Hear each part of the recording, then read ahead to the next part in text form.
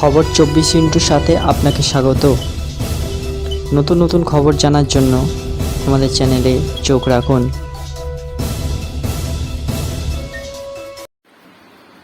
নমস্কার দর্শক বন্ধুরা, স্বাগত আমাদের এই চ্যানেলে। এসএসসি মামলায় সোমবার রায় ঘোষণা করেছে কলকাতা হাইকোর্ট। বিচারপতি দেবাংশু বসাক এবং বিচারপতি মোহাম্মদ সব্বর রশিদের ডিভিশন বেঞ্চ এদিন 2016 সালে পরীক্ষা প্যানেলে গ্রুপ ডি, নবম, দশম, একাদশ, দ্বাদশের গোটা প্যানেলই বাতিল করে দেয়। শুধু তাই নয়, বেআইনিভাবে যারা চাকরি পেয়েছিলেন তাদের ফেরাতে হবে বেতন, তাও 12% সুদ সমেত। আর এই নিয়ে ক্ষুব্ধ মুখ্যমন্ত্রী। তার প্রশ্ন, 8 বছর যারা চাকরি করলেন তারা বেতন কিভাবে ফেরত দেবেন, সেটা কি আদৌ সম্ভব?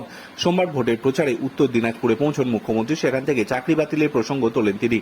কড়া ভাষায় প্রতিক্রিয়া দেন, বলেন, রায় নিলে বলা আছে অধিকার আমার আছে, আমি চ্যালেঞ্জ করছি, কারণ 26,000 ছেলেমেয়ের চাকরি বাতিল মানে প্রায় 1.5 লক্ষ পরিবার। বলছে কিনা 8 বছর তারা চাকরি করেছে, 4 সপ্তাহের মধ্যে সব টাকা ফেরত দিতে হবে, এটা সম্ভব? এরপরই ক্ষুব্ধ মমতা, বলেন, আপনারা যারা এই রায়টা দিচ্ছেন, সারা জীবন আপনারা যারা চাকরি করলেন তাদের যদি টাকা ফেরত দিতে বলা হয়, দিতে পারবেন তো? মুখ্যমন্ত্রী এও শুনিয়ে দিলেন, সব তো সরকারি টাকায় চলে, সরকারি গাড়িতে চলে, সরকারি নিরাপত্তা পান, আমরা আপনাদের সম্মান করি। এরপর চ্যালেঞ্জ ছুড়ে বলেন, আমি এই অর্ডারকে বেআইনি বলেছি, বিচারপতিকে নয়। আমরা এটা নিয়ে উচ্চ আদালতে যাচ্ছি। Bureau report.